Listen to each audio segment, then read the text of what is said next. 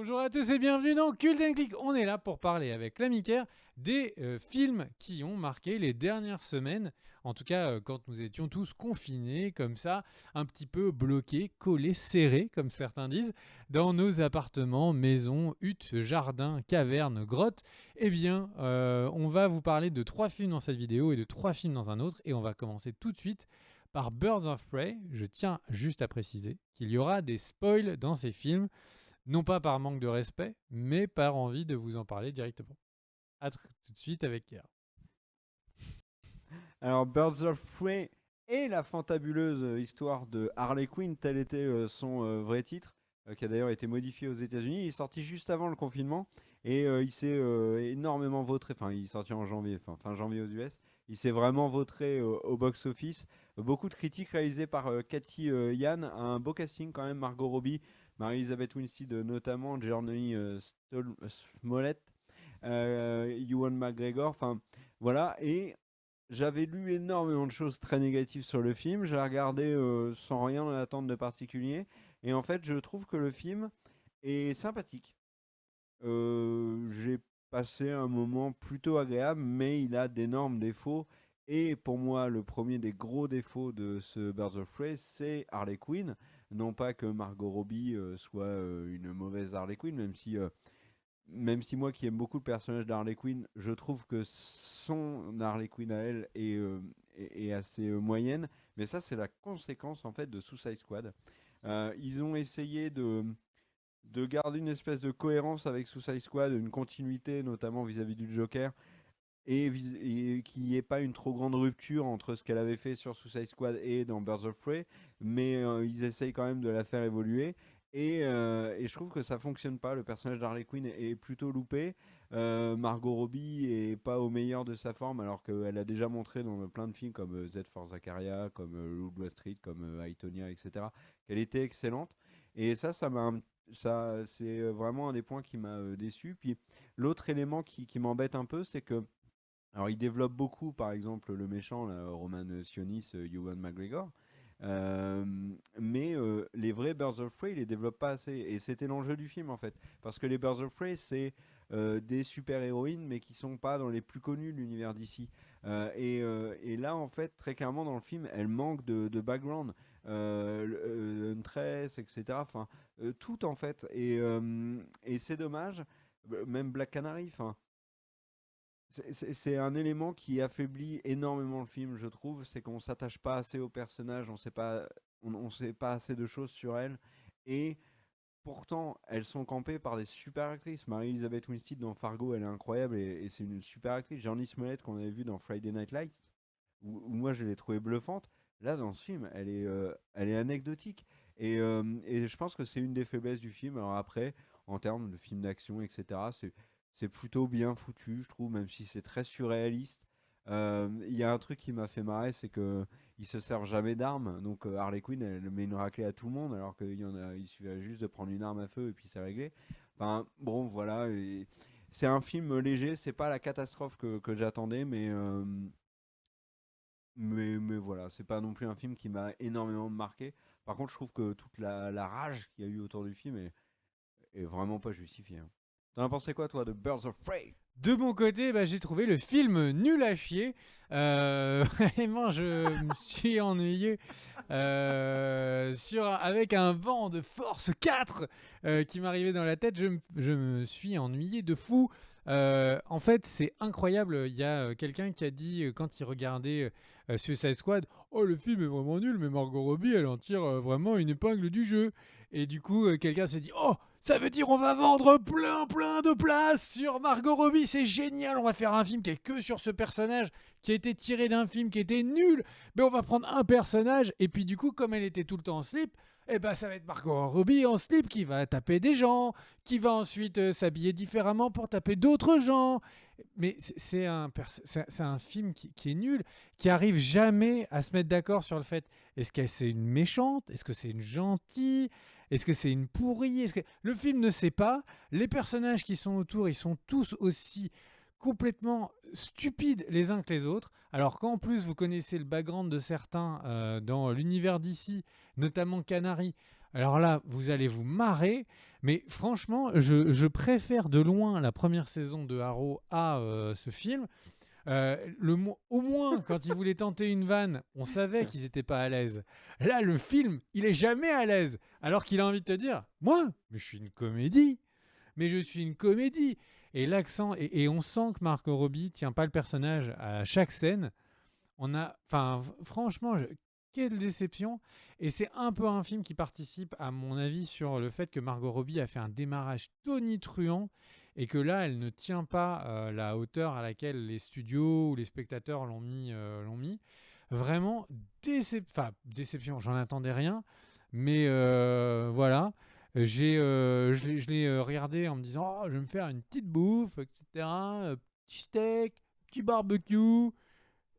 Heureusement que la viande était bonne, parce que franchement, sinon la soirée était foutue, hein, faut être clair. Donc voilà, Ouais. un film, ma foi, de qualité discutable.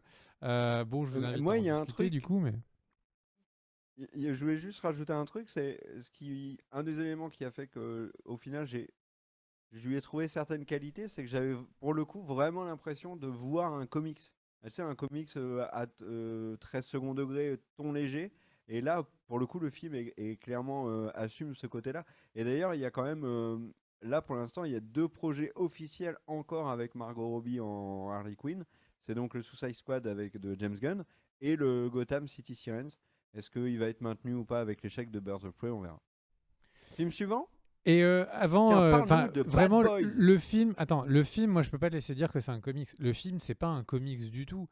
Le film, c'est comme les gens, enfin de la manière dont le grand public voit les comics quand ils pensent au Batman des années 70 où ça fait poum, pam, poum. Mais les comics ces dernières années, c'est sombre, c'est des graphic novels, c'est des choses qui s'adressent soit vraiment aux adultes avec des choses très sombres, soit aux adolescents, et c'est un petit peu coloré, lollipop, mais fondamentalement, là, c'est vraiment quelque chose qui est une pure production de quelqu'un qui est dans un studio et qui s'est dit, ok, alors, moi je pense que je peux faire du blé sur ça, et c'est super important de se faire du blé parce que je n'ai que 4 voitures, tu comprends? Et le truc, c'est que tout le cast est là, enfin, le scénario tient pas du tout. Bref, un film à ne pas voir. Passons donc tout de suite, tu me disais, à Attends, Bad attends, attends. Boys. Attends, je ne peux pas te laisser dire que tu ne peux pas me laisser dire que ça n'est pas un comics. Pourquoi? Parce que j'avais précisé que c'était un comics second degré. En fait, j'avais lu, tu sais, moi, la dernière version d'Harley Quinn en comics. Et j'ai retrouvé un peu ça dans le film. Et aussi, tu vois, le ton très drôle et second degré de MS Marvel Kamala Khan. Bien évidemment, après, si tu prends des comics très sombres, en effet, là, ça n'a rien à voir. Mais moi, je parlais vraiment de comics humour, là, même récent, très coloré, etc. Là, j'ai eu l'impression qu'ils ont essayé de copier un peu ce style-là. Et ça m'a plu. Voilà, c'est tout. Mais après, c'est clairement pas un Watchman ou un comics The Dark Knight, etc. Mais il y a des comics drôles. Et donc, du coup, puisque tu dis que c'est drôle, est-ce que tu as ri? Est-ce que tu t'es bien fendu la poire en regardant Je me suis plus amusé sur ton avis que devant le film, faut être honnête. Ouais, bon. Passons ensuite à un film belge, ou en tout cas précisément à un film réalisé par 2 Belges. On parle de Bad Boys for Life.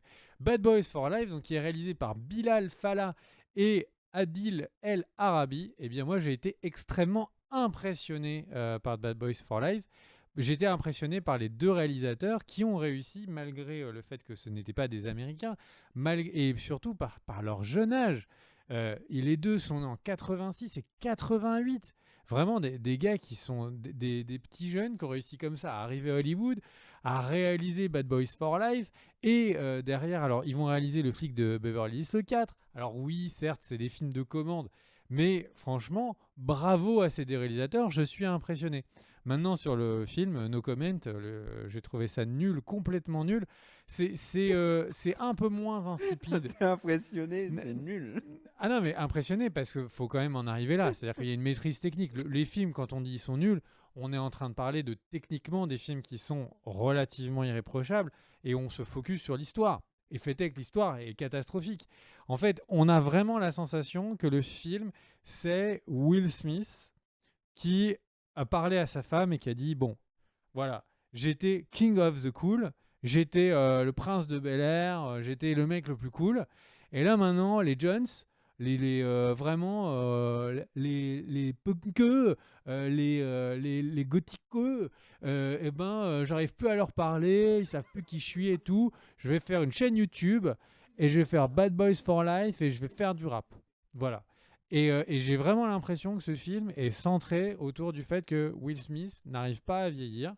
Euh, voilà. Martin Lawrence, c'est horrible de dire ça, mais du coup, je vais pas.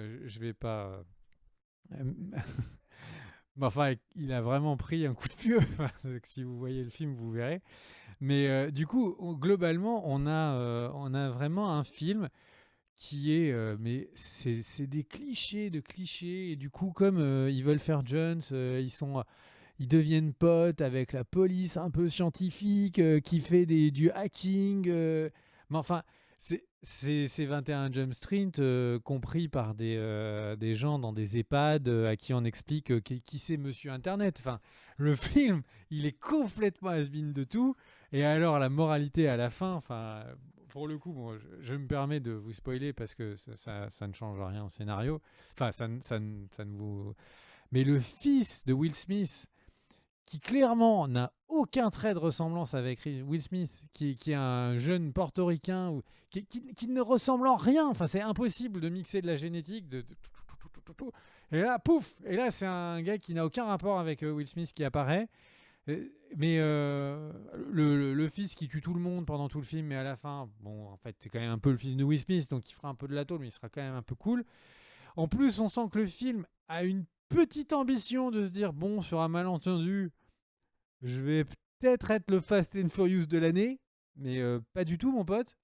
Et enfin, quelle catastrophe. Donc voilà, un film dont je retiens que les deux réalisateurs sont super jeunes et vraiment bravo à eux parce que d'arriver à faire un film techniquement sans faute, c'est hyper impressionnant et je suis très sérieux quand je dis ça parce que déjà imaginez, vous faites une école de cinéma, n'importe, hein, enfin je j'ai pas suivi quel était leur cursus, mais qu'ils aient fait une école, qu'ils soient autodidactes, d'arriver comme ça de leur Belgique natale pour arriver à Hollywood et avoir un film à gros budget de l'année, c'est incroyable comme carrière. Mais par contre, le film, le scénario, mais quelle catastrophe. Enfin, c'est vraiment une chienlit. Mais mon cher Car, tu me disais que toi, tu l'avais adoré. Ouais, moi j'ai vraiment adoré, je pense que c'est un de mes films de la décennie. Non, pas du tout. C'est un divertissement qui est efficace, comme tu l'as dit, il est bien fait techniquement, il y a pas de gros reproches. Euh, je te rejoins sur à peu près tout ce que tu as dit, alors peut-être avec un peu moins de violence. Par exemple, tu parlais de la jeunesse, tu dis bah si ça pourrait être le Fast and Furious de l'année, alors on sait jamais. Du coup, ils ont placé Vanessa Hudgens dedans et Alexander Ludwig, donc le Bjorn de Viking, dans le film parce qu'on ne sait jamais si ça fonctionne et que bah, par exemple Martin Lawrence ne veut pas revenir, ça pourrait être Will Smith avec une nouvelle équipe, etc. Pourquoi pas, euh, mais c'est en effet extrêmement cliché. Il y a des trucs, c'est incroyablement surréaliste. Moi, l'hélicoptère qui débarque dans la ville, qui commence à mitrailler dans tous les sens, les courses de moto, enfin, je me dis, mais ils nous prennent vraiment pour des pigeons. Et en effet, ce que tu as dit sur Will Smith, je trouve très juste. C'est un film. En fait, j'ai ressenti la même chose. C'est Will Smith qui veut de nouveau être tendance et un peu surfer sur le fait qu'il a eu une petite hype sur Deadshot dans Suicide Squad parce que c'est lui au final qui a été le personnage que les gens ont retiré de Suicide Squad. C'était Will Smith. Et du coup, là, il s'est dit, alors c'était un projet qui était là depuis longtemps, mais en effet, ils ont dû se dire, bon, ben, on a vieilli, mais Bad Boys, c'était nous les Bad Boys, alors il faut qu'on revienne. Et du coup, tu sens que le film est forcé. Lui s'en sort plutôt bien, Will Smith. Il a gardé la patate. Bon, le scénario tourne autour de lui. Martin Lawrence, c'est une vraie catastrophe. T'as l'impression que, et c'est même pas une impression, il y a des moments dans le film, il est même plus là en fait. Il disparaît parce qu'il n'est pas concerné. Tu sens qu'il n'est pas concerné par le projet, qu'il le fait pas pour le chèque, et ça, c'est triste, quoi. Et c'est c'est un divertissement, vous le voyez une fois, vous n'allez pas passer forcément un très mauvais moment. Vous allez rien en tirer. Une fois que vous l'avez vu, vous allez l'avoir oublié. Et puis, du coup, ça nous permet justement, on a déjà oublié de quel film on parlait, pouf, on peut passer au troisième. Et le troisième, c'est toi qui vas nous en parler, mon cher Bilby, parce que je ne l'ai pas encore vu. C'est The Gentleman, le film de Guy Ritchie. En fait, The Gentleman, c'est une histoire d'un film un peu choral, beaucoup d'acteurs, un pitch pas facile à faire. En gros, c'est un baron de la drogue, de la marijuana, de l'herbe, qui, donc en Angleterre, a tout un réseau de production et de revente de shit. Et en gros, il veut revendre son business. Et du coup, de nombreuses personnes voient ça comme un geste de faiblesse et donc veulent s'attaquer à son cartel. D'autres, au contraire, veulent essayer de l'acheter. Et tout ça, c'est fait avec ce côté tout est dans l'arnaque que c'est organisé Guy Ritchie. On retrouve un peu du Snatch ou d'autres choses qu'il avait fait, ou Arnaque, Crime Botanique, des films qu'il avait pu faire il y a longtemps. Et c'est vraiment chouette. Il y a peut-être pas ce côté nouvelle écriture, nouvelle manière de raconter un film rapide, etc., qu'on avait eu dans les premiers Guy Ritchie, mais ça reste vraiment bien pensé. Il sait créer des personnages, parfois et souvent un peu caricaturaux, mais il sait créer des personnages. Les histoires, donc comme je disais, chorales, il y a beaucoup de personnages, tout s'entremêle parfaitement bien. Le film est globalement plutôt très joli, vraiment la direction artistique et la direction de la photographie est très réussie. Le scénario euh, a des vrais coups de mou qui sait accélérer assez rapidement. Et du coup, ça permet de nous tenir en permanence en haleine. Et il y a un effet assez intéressant d'écriture du scénario, c'est-à-dire qu'en permanence, le film, donc on suit une histoire, mais en même temps, cette histoire nous est racontée par Hugh Grant. Et donc, il y a des moments où on ne sait pas si c'est la version de Hugh Grant ou la version qui s'est passée. Et du coup, le film va de l'un à l'autre, et nous, spectateurs, on se demande un peu quelle est la vraie version. C'est vraiment bien mené. Euh, Bizarrement, j'ai envie de l'appeler un petit film parce qu'on sent que le nombre de décors est tenu, le nombre d'intrigues est tenu, mais très très belle production sur tous ces éléments-là. Vraiment, j'ai envie de vous en dire du bien de ce Gentleman. Pas un des meilleurs Guy Ritchie, mais vraiment un des meilleurs films que j'ai vu ces derniers temps avec Knives Out qui est sorti aussi il y a peu. Alors, le film est sorti en VOD il y a peu, mais Gentleman, lui, est juste sorti il y a peu. Et beaucoup de personnes, d'acteurs qu'on retrouve, qui je trouve de nouveau en état de grâce, Hugh Grant notamment, Colin Farrell, vraiment beaucoup. Un film que je vous conseille vraiment, bien écrit, des petites scènes d'action bien faites, vraiment Matthew McConaughey qui joue très bien, vraiment du très bon. Et on retrouve, tu parles du casting là, mais il y a aussi Charlie Hunnam qui était son Arthur lui qui avait fait le dernier film sur Excalibur. Il y a Michelle Dockery aussi, l'actrice de Downton Abbey qu'on a vu récemment dans la série avec Chris Evans sur Apple TV+. Donc il y a vraiment un super casting. Tu m'as donné envie de le voir et moi je vais juste, c'était pas prévu mais juste aller 20 secondes sur un film que j'ai vu, que j'ai beaucoup aimé et qui est en effet moi comme toi The Gentleman mon film préféré du confinement j'ai envie de dire. C'est The Hunt qui est un film qui faisait polémique aux États-Unis, qui avait été annulé, qui a été réalisé par Greg Zobel, avec Betty Gilpin de la série Glow dans le rôle principal. Il y a Hilary Swank également. Et il a été réécrit par les créateurs de Lost, donc enfin créateur et producteur Nick Cuse et surtout Damon Lindelof qui a fait Watchmen. Et en fait, le film a été présenté comme un film de. Le principe, je te le fais très vite, c'est des inconnus se réveillent dans la campagne, ils ont un harnais sur la tête, il y a une caisse en bois au milieu d'un champ. À l'intérieur, il y a des armes. Ils ouvrent la caisse, ils se font tirer dessus. Et tu comprends qu'ils vont être chassés en fait. Et qu'ils ont des armes pour se défendre. Et en fait, le film te piège énormément. C'est pas du tout un genre chasse à l'homme à la Van Damme, pas du tout.